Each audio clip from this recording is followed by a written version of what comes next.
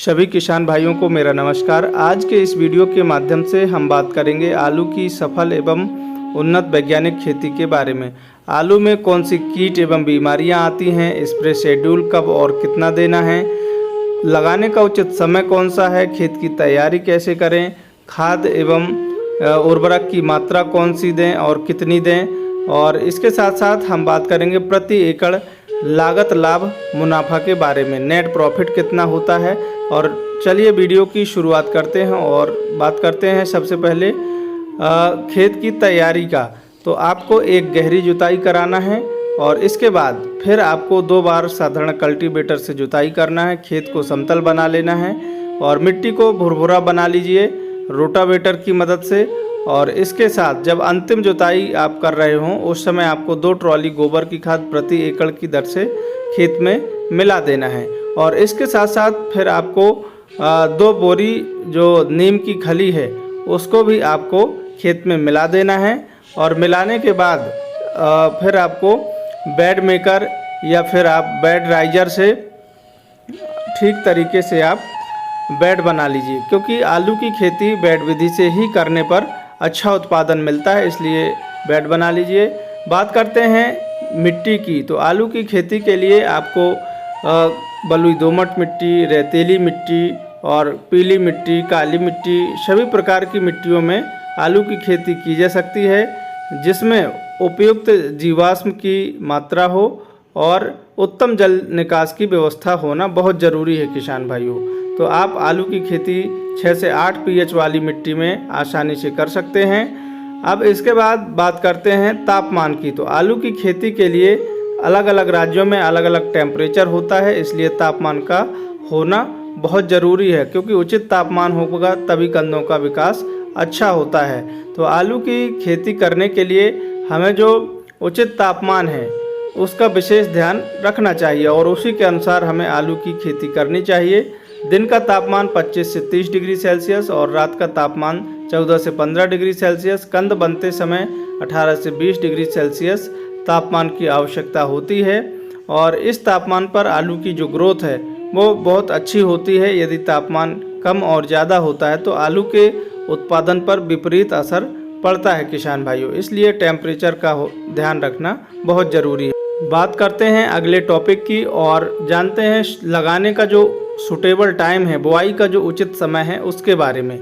तो आलू की खेती प्रमुख रूप से रबी के सीजन में ही की जाती है, और चाहे पहाड़ी इलाके हों और चाहे मैदानी इलाके हों, यदि हम सही समय पर आलू की बुआई करते हैं तो हमारा जो उत्पादन है वो हमें बहुत अच्छा मिलता है।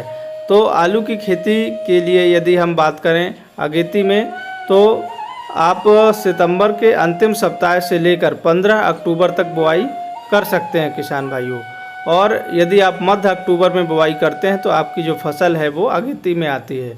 सितंबर के लास्ट सप्ताह में और अक्टूबर के प्राथमिक, द्वितीय और तीसरे सप्ताह में आलू की बुआई करें। और वही लेट फार्मिंग के लिए आप नवंबर महीने तक आप बुआई कर सकते हैं आलू की। और इस तरीके से आप जो आलू की बुआई है वो करते हैं तो आपको उत्पादन अच्छा मिलता है। लेट बुआई करने में एक समस्या और आती है कि झुलसा रोग की समस्या देखने को ज़्यादा मिलती है, इसलिए यदि अर्ली में लगाते हैं तो आपके जो उत्पादन है वो जल्दी आ जाता है किसान भाइयों। बात करते हैं उन्नतशील वैरायटी के बारे में, कौन सी सबसे बेस्ट वैरायटी हैं जिनका चुनाव हमें करना चाहिए। तो चलिए शुरू करते हैं और बात करते हैं उन्नतशील किस्मों के बारे में। तो कुफरी हिमसोना है पर्वतीय इलाकों के लिए, कुफरी चिप्सोना 1 है चिप्स के लिए, कुफरी चिप्सोना 2 है, कुफरी ज्योति है, और पंजाब हरियाणा के लिए LR वैरायटी का चुनाव कर सकते हैं। और यह जो वैरायटियां हैं ये 90 से लेकर 110 दिन में हार्वेस्टिंग के लिए तैयार हो जाती हैं किसान भाइयों। 90 से 100 दिन में आप हार्वेस्टिंग कर सकते हैं। बात करते हैं अगले टॉपिक की, सीड ट्रीटमेंट के बारे में। किसान भाइयों, बीज उपचार करना बहुत ज़रूरी है, क्योंकि जो प्राथमिक अवस्था में हमारी फसल को स्वस्थ तैयार होने में मदद करता है वो एक बीज उपचार ही है, जिसकी सहायता से हम प्रारंभिक रूप से लगने वाली बीमारियों को कंट्रोल कर सकते हैं। तो हमें बीज उपचार ज़रूर करना चाहिए आलू की कंदों का। उसके बाद ही आपको बुआई करना चाहिए, जिससे लगने वाली जो फंगस जनित बीमारियां हैं वो हमारी आलू की फसल में नहीं लगती हैं। तो बीज उपचार करने के लिए आपको मार्केट में बहुत सारी दवाइयाँ आती हैं, लेकिन एक जो कॉमन दवाई है और अच्छी दवाई है वो है BASF कंपनी की झेलोरा फंजीसाइड। यह मार्केट में आती है, इसको आप ले सकते हैं। और हमारे जो अनुभवी किसान हैं वो कई सालों से खेती कर रहे हैं, तो उनको जो सूटेबल दवाई का यदि पता है तो वो कमेंट करके हमें ज़रूर बताएं, जिससे अन्य किसान भाइयों की मदद मिल सके। तो उसका आप चुनाव कर सकते हैं जो आप उपयोग करते आ रहे हैं। और इसके लिए जो विधि है बीज उपचार करने की, उसके बारे में आपको बताने वाले हैं। तो सबसे पहले आपको 20 लीटर पानी में 50 ml झेलोरा फंजीसाइड लेना है, फिर घोल तैयार करना है। और घोल तैयार करने के बाद अब आलूओं को 5-5 मिनट के लिए उस घोल में ठीक तरीके से डुबोना है, और डुबो कर फिर आपको निकाल कर तिरपाल में रखना है और 40 मिनट तक आपको छांव में सुखाना है। जब ठीक तरीके से घोल आपका कंदों के ऊपर चढ़ जाए, कोटिंग हो जाए उसकी, फिर आपको बुआई करना है। आलू के कंदों की जब हम बुआई कर रहे हैं, यदि उसमें आंखें निकल आई हैं, अंकुरण हो गया है, तो उसकी जो ग्रोथ है वो बहुत जल्दी होती है और अच्छी फसल तैयार होती है। बात करते हैं अगले टॉपिक की। और सबसे पहले बुआई के समय हमें खाद कौन सी देना है। तो यदि हम बेसल डोज की सही मात्रा देते हैं तो हमारी फसल बहुत अच्छी ग्रोथ करती है। इसलिए हमें सोच समझकर बेसल डोज का उपयोग करना चाहिए किसान भाइयों। तो ये आलू की फसल के लिए पोटास और फास्फोरस, इन दो की बहुत ज़्यादा ज़रूरत होती है। और शुरुआती अवस्था में नाइट्रोजन की वेजिटेटिव ग्रोथ के लिए आवश्यकता होती है। तो फास्फोरस का काम क्या है? जड़ों को मजबूती प्रदान करना, और पोटास का चमक देना होता है।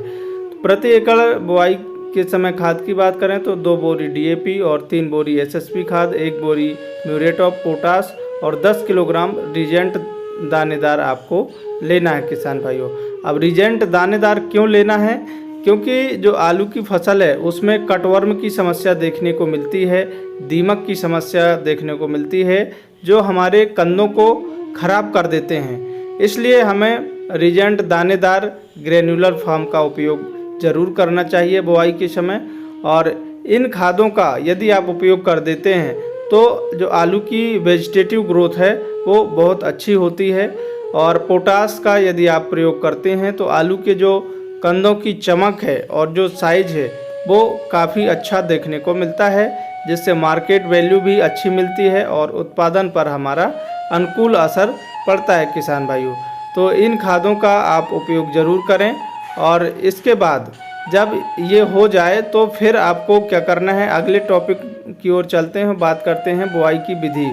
तो आपको लाइन से लाइन की दूरी 40 से 45 सेंटीमीटर और बीज से बीज की दूरी 20 सेंटीमीटर और गहराई 8 से 10 सेंटीमीटर रखनी चाहिए। 8 से 10 सेंटीमीटर की गहराई पर यदि बुआई करते हैं तो अंकुरण अच्छा होता है किसान भाइयों।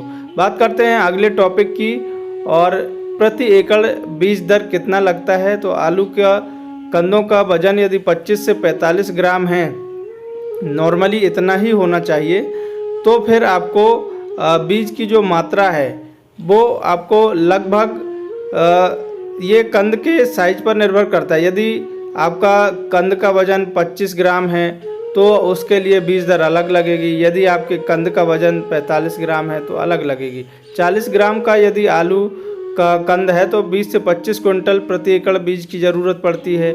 यदि 25 ग्राम का कंद है तो 12 से 13 क्विंटल प्रति एकड़ बीज दर की आवश्यकता पड़ती है किसान भाइयों। तो यह निर्भर करता है कि आपने कंदों का चुनाव किस साइज में, किस आकार में किया है। तो आलू के कंदों का जो उचित वजन है वो हम आपको सलाह देंगे कि 30 से 35 ग्राम का जो कंद है उसी की आपको बुआई करना चाहिए, क्योंकि ये उचित जो कंद का साइज है, वेट है, वो माना जाता है किसान भाइयों। इसके बाद खेत की एकदम साफ़ सफाई करें लगाने के बाद, और मिट्टी ज़रूर चढ़ाएं। 2 बार आपको मिट्टी चढ़ाना चाहिए आलू की फसल में किसान भाइयों। करते हैं सिंचाइयों की। तो आलू की फसल में पहली सिंचाई तो लगाने के तुरंत बाद कर देनी चाहिए और उसके बाद फिर आपको 12 दिन के अंतराल पर सिंचाई देना है और 15-15 दिनों के अंतराल पर आपको रेगुलर सिंचाई करते रहना किसान भाइयों स्प्रिंकलर की सहायता से। बात करते हैं अगले टॉपिक की, खाद और स्प्रे का संपूर्ण शेड्यूल के बारे में। तो खाद और स्प्रे के शेड्यूल को आइए समझते हैं एक एक करके कि हमें कौन सा फर्टिलाइज़र शेड्यूल कब और कैसे देना है और कौन सा स्प्रे देना है, कितनी मात्रा में देना है, कौन से कीट एवं बीमारियों को हम कंट्रोल कर सकते हैं किसान भाइयों। तो चलिए शुरू करते हैं। पहली खाद हमें जब हमारी फसल बुआई के 22 से 25 दिन के आसपास की होती है तब हमें 30 किलोग्राम यूरिया खाद, इफ्को की सागरिका दानेदार 10 किलोग्राम और 5 किलोग्राम माइक्रो न्यूट्रिएंट्स फर्टिलाइज़र प्रति एकड़ जड़ों के पास देकर सिंचाई कर देना चाहिए। और इस तरीके से इन खादों को यदि हम 22 से 25 दिन में दे देते हैं तो जो प्राइमरी पोषक तत्वों की हमारी आलू की फसल को ज़रूरत है उनकी पूर्ति आसानी से हो जाती है किसान भाइयों और हमारी जो फसल की ग्रोथ है वो बहुत अच्छी शानदार ग्रोथ देखने को मिलती है। फर्स्ट स्प्रे की बात करें तो बुआई से 20 से 25 दिन की जब फसल हो तब हमें 250 ml पोषक सुपर और यूपीएल की साफ फंजीसाइड 300 ग्राम, बायर की सोलोमन 80 ml प्रति एकड़ की दर से हमें स्प्रे करना चाहिए और 140 से 150 लीटर पानी में इन तीनों को मिक्स करना है और चिप को मिलाकर फिर आपको स्प्रे करना चाहिए किसान भाइयों। तो पोषक सुपर पौधे की जो ग्रोथ है उसके लिए मदद करती है और साफ फंजीसाइड जो है वो कीटों को कंट्रोल करती है और बायर की सोलेमन जो सकिंग पेस्ट हैं उनको कंट्रोल करने का काम करती है किसान भाइयों। तो इस तरीके से आप फर्स्ट खाद का शेड्यूल और फर्स्ट स्प्रे यदि आप सही समय पर दे देते हैं तो हमारी फसल में जो आने वाली कीट बीमारियां हैं उनको हम भली भांति कंट्रोल कर लेते हैं और हमारी जो फसल की ग्रोथ है उस पर अनुकूल प्रभाव पड़ता है। फसल की ग्रोथ हमें अच्छी देखने को मिलती है जिससे कंदों का विकास हमारा बहुत शानदार देखने को मिलता है किसान भाइयों। अब इसके बाद हम बात करते हैं कि सेकेंड खाद कब देना है। तो बुआई से लगभग 45 से 50 दिन के आसपास की जब हमारी फसल हो जाती है तब हमें सेकेंड खाद देना चाहिए किसान भाइयों। और सेकेंड खाद में हमें क्या क्या देना है तो इसमें आपको 50 किलोग्राम यूरिया खाद और सल्फर 90% WDG फार्म में आता है 3 किलोग्राम और ह्यूमिक एसिड ग्रेन्यूल्स फार्म वाला आधा किलोग्राम प्रति एकड़ जड़ों के पास देना है और फिर उसके बाद सिंचाई कर देना है किसान भाइयों। तो हमारी आलू की फसल 45 से 50 दिन में फूल वाली अवस्था में होती है तो इस समय हमें इनका उपयोग करना है। सेकेंड स्प्रे की बात करें तो बुआई से 35 से 40 दिन के आसपास की जब फसल होती है तब हमें फेंटेक प्लस टॉनिक 100 ml लेना है, कॉपर ऑक्सीक्लोराइड 300 ग्राम और स्ट्रेप्टोसाइक्लिन 12 ग्राम और इमेमेक्टिन बेंजोइड 5% वाला 80 ग्राम लेना है और प्रति एकड़ 140 से 150 लीटर पानी में मिलाकर हमें स्प्रे कर देना है किसान भाइयों। और चिप को मिलाकर ही स्प्रे करना है, इससे जो दवाई का असर है वो काफ़ी अच्छा होता है। पत्तियों पर दवाई हमारी चिपक जाती है जिससे उसका जो काम करने की इफ़िशियंसी है वो बढ़ जाती है, इसलिए हमें चिप को मिलाकर स्प्रे करना चाहिए किसान भाइयों। इसके बाद हमारी जो फेंटेक प्लस टॉनिक है ये टॉनिक हमारी फसल को ग्रोथ प्रदान करने में भी हेल्प करती है। थर्ड स्प्रे की बात करें तो बुआई से 55 से 60 दिन के आसपास की जब फसल होती है तब हमें तीसरा स्प्रे करना चाहिए किसान भाइयों।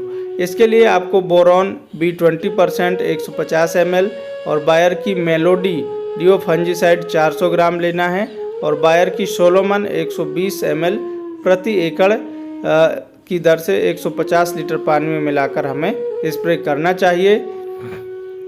अब बोरॉन B20% क्यों लेना है, क्योंकि फ्लावरिंग स्टेज में ये फूलों को रोकने में मदद करती है और इसलिए हमें इसका लेना है। बायर की मेलोडी फंजीसाइड जो लेट ब्लाइट है, अर्ली ब्लाइट है, उसको कंट्रोल करने में मदद करती है।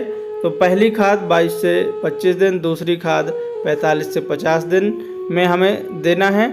बात करते हैं अगले टॉपिक की, खरपतवार नियंत्रण के बारे में।